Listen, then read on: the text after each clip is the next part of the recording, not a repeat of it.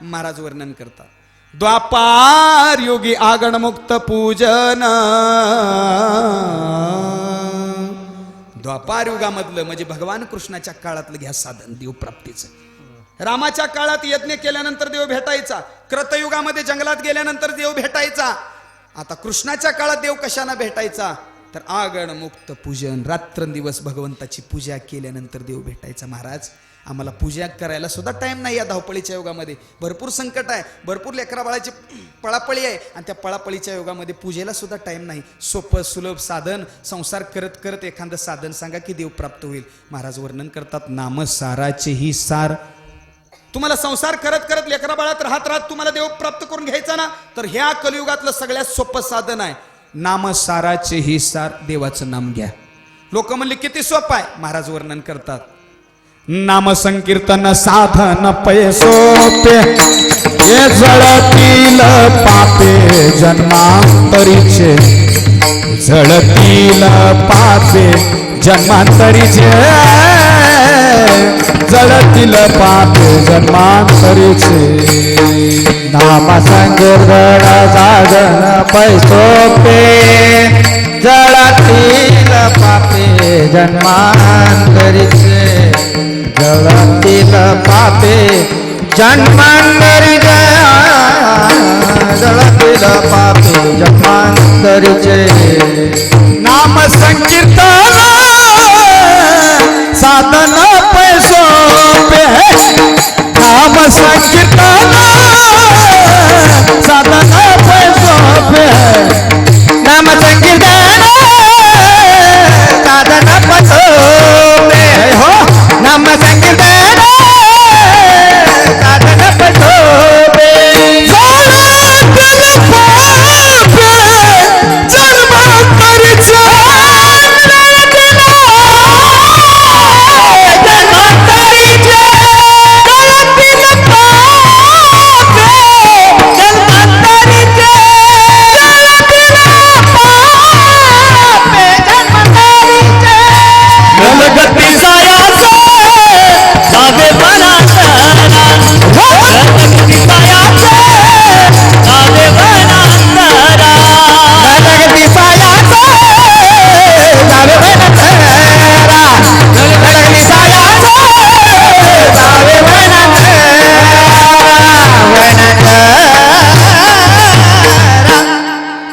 महाराज धावत्या युगामध्ये लेकरा बाळात राहून संसारात राहून घरादाराचा त्याग न करता देव भेटतो का. तू कोब्बर आहे म्हणले भेटतो. देवाचं नाम घ्या.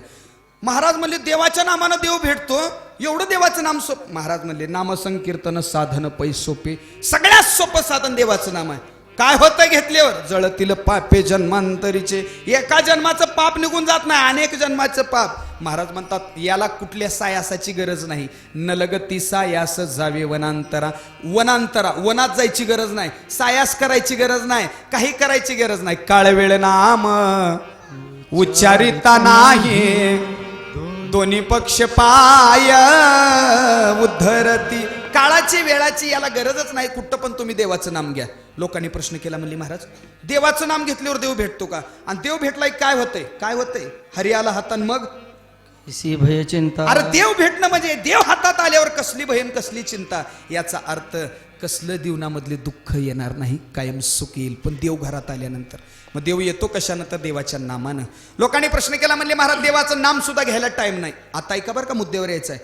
देवाचं नाम घ्यायला टाइम नाही ना तर घरातल्या लेकरा बाळाची नावं घ्या तरी देव भेटल. लोक म्हणले असं कसं शक्य आहे. अहो आहे शक्य. तुम्हाला माहित आहे का ब्राह्मण कुळामध्ये जन्माला आलेला अजामेळा. लक्ष देऊ नाही का. देवाचं नाम घ्यायला सुद्धा काही लोकांना टाइम नाही. तर ऐका ना घरातल्या लेकराची, घरातल्या मुलीची, घरातल्या नाताची, घरातल्या पंताची नावं घ्या तरी तुमचा उद्धार आहे. पण नाव कसलं असलं पाहिजे. कृष्ण विष्णू हरी मधुसूदन मुरारी साधू संताची देवाची नावं असली पाहिजे. अरे तुम्हाला माहित आहे ब्राह्मण कुळामध्ये जन्माला आलेला अजामेळा पण एका वेश्येच्या संगतीमध्ये लागला आणि त्या वेश्येपासून एक मुलगा सुद्धा झाला. पण त्या अजामेळानं त्या मुलाचं नाव मात्र काय ठेवलं होतं. नारायण ठेवलं होतं. मला मुद्द्यावर यायचं आहे. देवाचं नाव घ्यायला वेळ नाही ना. घरातल्या लेकरा बाळाचे नाव घ्या. अरे आजपर्यंत मरेपर्यंत देवाचं नाव तोंडात नाही अजामेळाच्या. नाही तेवढं पाप केलेलं ब्रह्महत्येचं पातक मस्तकावर नाचायला लागलंय. पण मरायच्या टायमाला किंचाळी तोंडातून आली, नारायणा. ऐका, तोंडातून नारायणा किंचाळी आली, पण खरं सांगू ही किंचाळी देवासाठी नव्हती, ही हाक स्वतःच्या लेकरा करता होती. पण देव विचार करायला जाऊ दे म्हणलं, त्याच्या लेकराचं जरी नाव असलं हे माझंच नाव आहे की, म्हणून देवानं काय केलं, आजा मेळा अंत मरणाशी आला,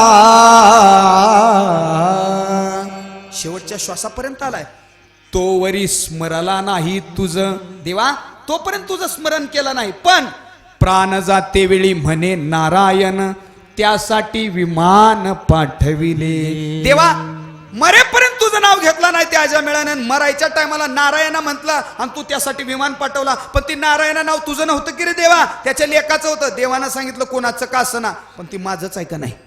म्हणून मायानो प्रत्येकाला विनंती आहे, देवाचं नाव घ्यायला टाइम नाही ना, घरातल्या लेकाचे घरातल्या लेकीचे नाव देवा धर्माचे ठेवा. फार सुंदर आहे. आता रात्री सांगितले प्रत्येकाला धर्म दिलाय देवानी, धर्माचे पालन. अरे राजे छत्रपती शिवाजी महाराजांनी आपला धर्म स्वीकारला. अरे तानाजी, यसाजी, कोंडाजी, बहिर्जी, कधी माळी, कधी कुणबी, कधी धनगर, कधी मराठा, कधी ब्राह्मण, कधी मुसलमान. ज्याच्या करता राजाचा जन्म झाला होता तो धर्म राजाने निभावला, आणि जन्माला आल्यानंतर प्रत्येकाचा धर्म आहे बरं का माय, तो धर्म आपण स्वीकारला पाहिजे, त्या धर्माचं आपण पालन केलं पाहिजे. शेतकऱ्यामध्ये जन्म झालाय ना, शेती चांगल्या पद्धतीने केली पाहिजे. खरं सांगू, सावता म्हणे केला मळा, विठ्ठल पायी ओवीला गळा. खरं सांगू, सावता बाबाचा एका माळ्याच्या घरामध्ये जन्म झाला, गळ्यात माळ, कपाळाला बुका, अंतकरणात देव भेटेल का नाही धासत आहे, पण सावता बाबांनी आपली शेती सोडली नाही. कांदा मुळा भाजी, कांदा मुळा भाजी, कांदा मुळा भाजी, कांदा मुळा भाजी, कांदा मुळा भाजी, कांदा मुळा भाजी, कांदा मुळा भाजी, मिराची कोथिंबीर, कांदा मुळा भाजी, कांदा मुळा भाजी,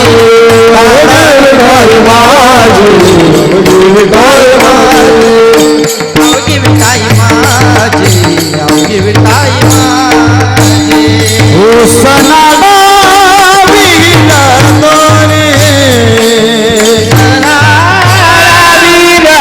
तोरे, अवघी विठाई माझे,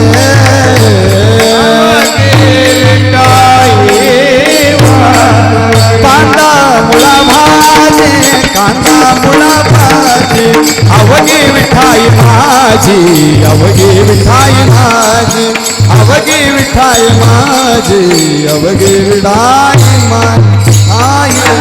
कांदा मुळा भाजी, कांदा मुळा भाजी, कांदा मुळा भाजी, कांदा मुळा भाजी, अवघी विठाई माझी, अवघी विठाई माझी, अवघी विठाई माझी, अवघी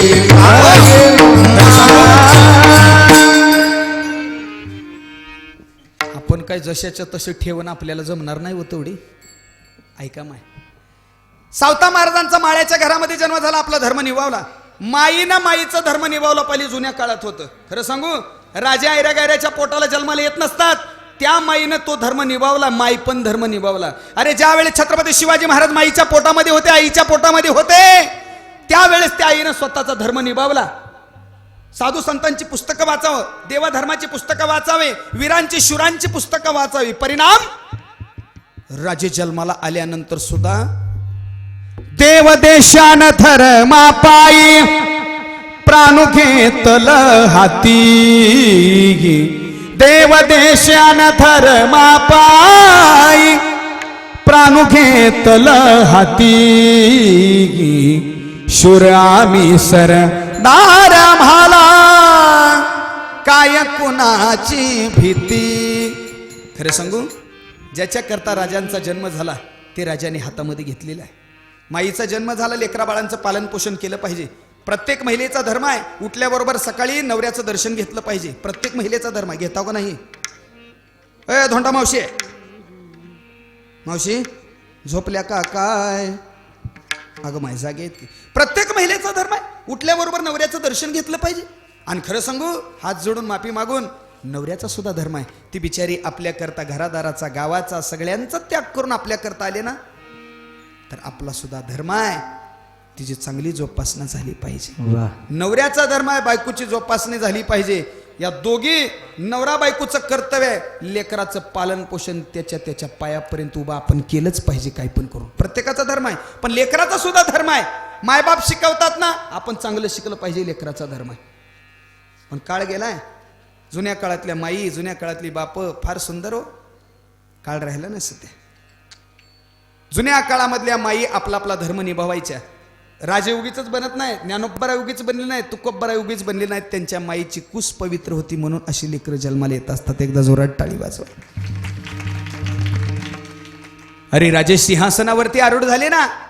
राजे सिंहासनावरती आरूढ होण्याकरता राजाने हातामध्ये वाघनक्या घालण्याकरता, राजाने हातामध्ये वयाच्या 16व्या वर्षी तलवार घेण्याकरिता. खरं सांगू, बरेच लोक म्हणते 16 वर्ष धोक्याचा आहे. अमोल महाराज, चुकीची कल्पना आहे. 16 वर्ष धोक्याचं नसतं. बुद्धीचा, ज्ञानाचा आणि आईवडिलांनी दिलेल्या आशीर्वादाचा वापर जर चांगला केला तर ते 16 वर्ष धोक्याचं नाही, ते 16 वर्ष मोक्याचं आहे. अरे वयाच्या 16व्या वर्षी हिंदवी स्वराज्याची शपथ घेणारे छत्रपती शिवाजी महाराज, त्याच वयाच्या 16व्या वर्षी सगळ्याला सुख भेटावं म्हणून, प्रत्येकाच्या घराघरात द्यावी म्हणून ज्ञानेश्वरी ग्रंथ देणारी माझी ज्ञानोबर आहे. वय किती आहे? 16 वर्ष. पण अशी लेकरं पोटाला जन्माला येण्याकरिता माईनं तसं वागलं पाहिजे. जुन्या काळामधल्या माई पुस्तक वाचावं, साधू संतांचा इतिहास वाचावं, राजे काय होते, संभाजी काय होते, ही माई करायच्या. कारण खरं पाहायला गेलं जुना काळच गेलाय. आता मी नामाबद्दल निघालोय, नाम घेऊन निघालोय, देवाच्या नामाबद्दल बोलावं. देवाचं नाव घ्यायची गरज नाही. घरातल्या लेकरा बाळाचे नाव घेतलं तर आपला उद्धार आहे. आज्या मेळानं मरेपर्यंत देवाचं नाव घेतलं नाही, मरायच्या टायमाला लेकराचं नाव घेतलं नारायण. पण नावं तसे असली तर देव येतोय तुमचा उद्धार करता. काय नाव होते हो तुमच्या काळामध्ये? ज्ञानोबा, तुकोबा, एकनाथ, केशव, माधव, दामोदर, कृष्ण, विष्णू, हरी, मधुसूदन, मुरारी, दशरथ, नंदन. आता राहिले का आताची नावं? पियुष. काय मावशी, हे आत्या आत्ताच्या लय बिघडली. त्या नाव कोण ठेवतंय? आत्या. आत्या नाव आत्या ठेवते. जुन्या काळातली आत्या काय नाव ठेवायचे हो? भावाच्या लेकराचं नाव मला अधिकार आहे ना, मी चांगलं नाव ठेवून. जनाबाई, मथुरा, द्वारकाबाई, काशी, प्रयागबाई, जनाबाई, मुक्ताबाई, ही जुन्या काळातल्या आत्या. आत्ताच्या आत्या पियुष. पियुषला बघून आमचं रायकेल होईल बेहोश, पण नाव ठेवते पियुष. आता मध्ये मध्ये एक नाव निघालतं महाराज काका, श्लेष्मा. हाय का इथं रायखेल मध्ये? मी म्हणलं मावशी असलं कसलं नाव ठेवलं? मला लय आवडलं म्हणून ठेवले. अगं लय आवडलं खरं आहे, पण त्याचा अर्थ काय तुम्हाला माहित आहे का? मी वाचले पुस्तकामध्ये. श्लेष्मा या शब्दाचा अर्थ आहे नाकातला मिकुड.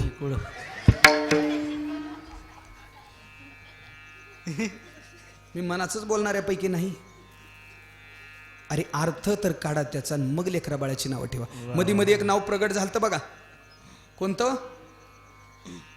नाही, मध्ये मध्ये एक नाव झालतं बघा, साक्षी. हाय का रायखेलमध्ये साक्षी? साक्षी बेटा कुठे आहेस तू? ही खरं सांगू, माफी मागून बोलतो. साक्षी हा शब्द महिलेसाठी ठेवायलेत लोक. साक्षी हा शब्द पुल्लिंग आहे. वास्तविक पाहायला गेलं स्त्रीलिंग शब्द नाही. जुन्या काळामध्ये एखाद्याला सबूत द्यायचा असेल, एखाद्याला जर पाठिंबा असायचा असला तर म्हणायचे बघा लोक, तुझा सबूत काय? ही माझा साक्ष आहे. शब्द काय होता? ही माझा साक्ष आहे. साक्ष म्हणजे आधार आहे, माझा सबूत आहे. ह्या लोकांनी साक्ष तिथंच ठेवलं, याला वेलांटी दिली, साक्षी करून टाकली. काही नावं जुन्या काळामध्ये, नावं जुनी आत्या लय भारी होते हो. का तर त्या आत्याला माहित आहे आज्या मेळानं देवाचं नाव घेतलं नाही, पण मरायच्या टायमाला घरातल्या लेकराचं नाव घेतलं, त्याचा उद्धार झाला. माझ्या भावाच्या घरामध्ये देवाचं नाव घेणारे असो नसो, कमीत कमी माझ्या भावानं, त्याच्या बायकोनं, त्याच्या लेकराचं जरी नाव घेतलं तर उद्धार होईल. म्हणून जुन्या काळातली आत्या नावं तसली ठेवायची. ज्ञानदेव, तुकोबा, मुक्ताबाई. आत्ताच्या आत्या फार सुंदर निघालेत, कारण आत्ताची आत्या येत असतानाची ते पाय आदळत आणि आल्याबरोबर नावं. एकने तर काय नाव ठेवलं होतं? सुंदर. सुंदर. आणि मला म्हणले महाराज आहे नसं आला तुम्ही गावामध्ये आमच्या भावाच्या लेकराला आशीर्वाद द्यायला या. गेलो आशीर्वाद द्यायला. पाळण्यात लेकरू. मी म्हणलं आत्या नाव काय ठेवलंय? सुंदर ठेवले. बर. जवळ जाऊन बघतो तर का दिवसा बॅटरी लावून बघायची पाळी. नाकातून गंगा जमुना व्हायला लागले. आणि ती लेकरू अजून माझ्या पिंट्याचे हात जशी कांद्याची पात, माझ्या पिंट्याच्या मांड्या जशा खडूच्या कांड्या, एवढे एवढे एवढे एवढं. आणि नाव सुंदर ठेवले. अरे नावं तर चांगली असली पाहिजे. नावावर सुद्धा तुमचा इतिहास रचला जातो. अरे संभाजी, शहाजी, शिवाजी या नावामध्ये ताकद अशी आहे जेणेकरून न्यायला आलेला काळ सुद्धा शरणांगत यमकिंकर. मला अभंगाकडे घुसायचं आहे. अरे देवाचं नाम घ्या. देवाचं नाव घ्यायला वेळ नाही तर घरातल्या लेकरा बाळाचे नाव घ्या. ते नाव घेतल्यानंतर दारात तुम्हाला न्यायला आलेला काळ सुद्धा शरण येतो. शरणांगत यमकिंकर. लोक म्हणत असतील देवाचं नाव घेतल्यानंतर काळ शरण येतो का? आजपर्यंत काळ कोणाला शरण आला नाही बरं का. मी मुद्द्यावर यायला लागलोय. आता मला शिवाजी महाराज बोलायचे. एक चुटका देऊन जातो का? कारण शिवाजी महाराज बोलणारे खरे महाराज पाहायला गेलं माझे नितीन महाराज आहेत. एकदा जोरात टाळी वाजवा. म्हणून मी जर आज म्हणून गेलो तर उद्या तुम्ही म्हणताल रात्रीच महाराजांना म्हणले कशाला उभं लावला होतो. असं व्हायला नको म्हणून आमच्या महाराजासाठी काहीतरी थोडं ठेवतो. आणि मला मुद्द्यावर यायचं. आता ऐका. घरातल्या लेकरा बाळाची जर नावं तुम्ही चांगली ठेवली, शहाजी, संभाजी, एकनाथ, महादेव, जणाबाई, मुक्ताबाई, ते जरी तुम्ही नाव घेतलं लेकरा बाळाचं तरी तुमचा उद्धार आहे. उद्धार एवढा आहे की न्यायला आलेला काळ माघारी जातो. शरणांगत यमकिंकर. पण देवाचं नाव असलं पाहिजे. लोक म्हणत असतील महाराज काळ कधी कोणाला गेला नाही. खरं सांगू भगवान कृष्णाला सुद्धा काळ माघारी गेला नाही. पारद्याच्या हातातून बाण सुटला, पायाला लागला कृष्णाच्या अंगठ्याला, आणि कृष्ण सुद्धा या देहाचा त्याग करून गेला. अर्थ एकच आहे, देवाला सुद्धा मरावं लागले. पण आजच्या अभंगामध्ये तुकोबराय आहे म्हणतात सामान्य माणसाच्या तोंडात देवाचं नाव आलं आणि त्या माणसाचा अधिकार एवढा झाला की काळ सुद्धा माघारी गेला. आपल्या जवळचं उदाहरण आहे, फार सुंदर आहे. शरणांगत यमकिंकर. काळ शरण येतो पण देवाचं तोंडात नाव असलं पाहिजे. ऐका. कोणाला शरण आला? ज्याच्या मुखामध्ये अखंड देवाचं नाव. बार्शीच्या जवळ धामणगाव आहे. फार सुंदर दृष्टांत ऐका बरं का. देवाचं नाम घेणाऱ्या नामधारकाला पाहिल्याबरोबर काळ माघारी जातो. बार्शीच्या जवळ धामणगाव. आणि त्या धामणगावामध्ये छत्रपती शिवाजी महाराजांच्याच काळामधले वैकुंठवासी गुरुवारी मानकोजी बाबा बोधले. आणि माझ्या मानकोजी बाबांचं कीर्तन प्रति एकादशीला गावामध्ये असायचं. आणि बाबाच्या कीर्तनाचा आनंद घेण्याकरिता गावातले तर लोक यायचेच, पण जेवढे काही खेडेपाड्याचे आहेत ना, मार्डी असेल, सावरगाव असेल, काटी असेल, तुळजापूर आहे, बार्शी आहे, राळेरास नावाचं गाव आहे, वडगाव आहे, हे जेवढे काही गाव आहेत ना, प्रत्येक गावातून भजनी मंडळ बाबाच्या कीर्तनाला जायचं. प्रत्येक गावातून दिवस मावळला, लखलखत्या चांदण्याच्या प्रकाशामध्ये पायी वाट. जुना काळ. आणि जुन्या काळामध्ये अजून आमचे जुने कीर्तनकार म्हणतात बघा महाराज आता निघालंय होई पाकिट, आता निघालं ही नारळ. जुन्या काळातले कीर्तनकार असो, गायक असो, वादक असो, त्यांना पाकिट नव्हतं. तिथं गेलं की खीर खायला भेटायचे अमोल महाराज. आणि नुसत्या खिरीवर कीर्तन लोकांनी केली. तुम्ही काका माझ्याकडे बघू नका, आजचं कीर्तन खिरीवर आहे काय की. अरे जुन्या काळात लखलखत्या चांदण्याच्या प्रकाशामध्ये भजनी मंडळ जायचं. बाबाचं कीर्तन, बाबाचं कीर्तन, बाबाचं कीर्तन. आणि प्रत्येक गावातून भजनी मंडळ निघालेलं आहे. राळेरासवरून भजनी मंडळ निघाले. ऐका ना माय. राळेरासवरून भजनी मंडळ निघालं. आपले आपले टाळ्या, आपला आपला पखवाज घेऊन निघालेलं भजनी मंडळ. बाबाचं कीर्तन आहे, बाबाचं कीर्तन आहे. पण घडलं असं 10-15 किलोमीटरचं अंतर, एक 4-5 किलोमीटरचं अंतर पास केलेलं आहे. आणि पायी रस्ता असल्यामुळे एकामागे एक एकामागे एक राळेरासवरून भजनी मंडळ निघाले. कुठं? धामणगावला. पायी रस्ता असल्यामुळे घडलं असं त्याच राळेरासवरून त्या भजनी मंडळापैकी एक जण पाटील होते. त्या पाटलाचं नाव आहे रखमाजी पाटील. आणि चालता चालता चालता चालता चालता त्या रखमाजी पाटलाच्या पायाला सरपाणी दंश करावा, सरपाणी चावावा. आणि घडला असं माय त्यांच्या लक्षात आलं नाही. अंधार असल्यामुळं काहीतरी टोचला असेल म्हणून झंझाडलं आणि तसेच पुढे निघालेत. पण काही पावलं चालल्याच्या नंतर थंडगार शरीर पडलं, शरीर जमिनीवर कोसळलं. आणि मग ही बाकीची लोक गोळा झाली. अरे काय झाले पाटलाला, काय झालं? एवढ्यात एकाने हात उचलून पाहिला तर थंडगार शरीर पडले. नाकाला हात लावला, श्वास बंद आहे. छातीला हात लावला, ठोके बंद आहेत. तोंडाला फिसकुट आलेला आहे. भजनी मंडळाच्या लक्षात आला, अरे पाटील गेला. एकतर घरच्याच्या मनात नव्हतं पाठवायचं, पण आपण बळजुबरी करून पाटलाला आणले. पाटील मेला, आता कसं करायचं? एक जण म्हणला चला महागारी घेऊन, हे म्हणला महागारी नेलो तर आपल्यावर येईल. मग त्यामध्ये एक जण हुशार होता, तो म्हणला ऐका, म्हणला पाटील मेला हे आपल्यालाच माहित आहे, भजनी मंडळाला राळेरासमध्ये पण माहित नाही आणि धामण गावात पण माहित नाही, हे आपल्यालाच माहित आहे. ऐका म्हणले, या पाटलाला उचलू आणि ज्यांचं कीर्तन आहे त्यांच्या कीर्तनात नेऊन बसवू. उद्या जर काय वाईट बरं झालं तर सरळ कीर्तनकारावर लोटून देऊ. कधी लोक कीर्तनकारावर काय काय लोटतील काय सांगता येत नाही. दोघांनी उचललं पाटलाला आणि ज्या ठिकाणी मानकोजी बाबांचं कीर्तन चालू आहे ना,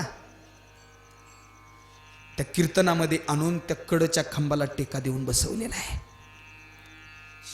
गेलेला आहे. दरबार गच्च भरलेला आहे मानकोजी महाराजांच्या कीर्तनामध्ये. महिला एकीकडे आहेत, पुरुष एकीकडे आहेत, कीर्तनाचा आनंद घेत आहेत. मानकोजी बाबांनी डोळे उघडले. खरं पाहायला गेलं मानकोजी बाबांचं कीर्तन म्हणजे खरं सांगू असवैसा कोठे आठवची नाही, देहीच विदेही भोगू दशा. भजनात रंगून जाणारे मानकोजी महाराज. रुबाबदार चेहरा, पिळदार मिशा, गळ्यामध्ये विणाय. आणि मानकोजी बाबांनी डोळे उघडले, गजर केला, पुंडलिक वरदे हरी विठ्ठल श्री ज्ञानदेव भगवान की जय, ज्ञानेश्वर महाराज की जय, सद्गुरु तुकाराम महाराज की जय. भगवंताचा जयघोष करावं. टाळी वाजवा. टाळी वाजवली. मुखानं चिंतन करा. मुखानं चिंतन सगळ्याचं चालू झालं. सगळे भजनानंद झालेले होते, एकटा सोडून. कोण? पाटील. सगळे भजन कराले, सगळे टाळी वाजवाली, एकटा पाटील खांबाला टेका देऊन ही बाकीचं भजनी मंडळ कडेने बसलेला आहे. आणि मानकोजी बाबांनी डोळी उघडली, पाहतात तर काय महिला गच्च आहेत, पुरुष गच्च आहेत, दरबार गच्च भरलाय. भजनामध्ये दंग झालेली मानकोजी महाराज. आणि तेवढ्यात त्या भजनी मंडळातला एक जण उठला आणि म्हटला, ओ महाराज, मगापासून तुम्ही टाळी वाजवा म्हणताय, मगापासून तुम्ही विठ्ठल विठ्ठल भजन म्हणा म्हणताय, आम्ही सगळेच म्हणायला लागलोय, पण हा गप्पच आहे बघा. आणि आतापर्यंत बरा होता, तुमच्या कीर्तनात आल्यानंतर काय झालंय की बाबा तुमच्या तुम्ही बघून घ्या. लुटलं महाराजावर. महाराजांच्या लक्षात आलं. खरं सांगू, संतांना खोटं बोललेलं अजिबात सहन होत नाही. म्हणून तर मारुती बाबांना जर एखाद्यानं लबाड बोललं, खोटं बोललं, तर मारुती बाबा त्यांना काय म्हणायचे नाही, स्वतः बोंब्या मारायचे. मानकोजी महाराज संत न सांगता तुम्हा कळू येते समजलेलं. मानकोजी बाबांनी गादी सोडावी आणि ज्या ठिकाणी त्या रखमाजी पाटलाला बसवले ना, त्या पाटलाच्या जवळ जावं. ए बाबा, अरे हा का म्हणतोय? सगळे भजन करायला लागले, तू एकटाच बसलायस, काय झालंय? मन विठ्ठला विठ्ठल, वाजीव टाळी. तरी प्रेत शांत पडलेला आहे. बाबांच्या लक्षात आलं. आणि मग मानकोजी बाबांनी शरणांगत यम किंकर काळ शरण येतो, आपला उजवा हात काढला आणि मेलेल्या पाटलाच्या मस्तकावर ठेवला. मायांनो बघता काय, जसा मस्तकावर बाबांचा हात पडला तसा मेलेला रखमाजी पाटील उठून उभा राहिला आणि भगवंताचा जयघोष करायला लागला. याला म्हणायचं शरणांगत यम किंकर. ज्याच्या मुखामध्ये अखंड देवाचं नाम, त्यांचा हात लागल्यानंतर काळ सुद्धा माघारी जातो. लोक म्हटले, महाराज एवढं देवाचं नाम उत्तम आहे का? तू कोबर आहे म्हणले, उत्तम नाही, उत्तमातलं उत्तम आहे. उत्तम उत्तम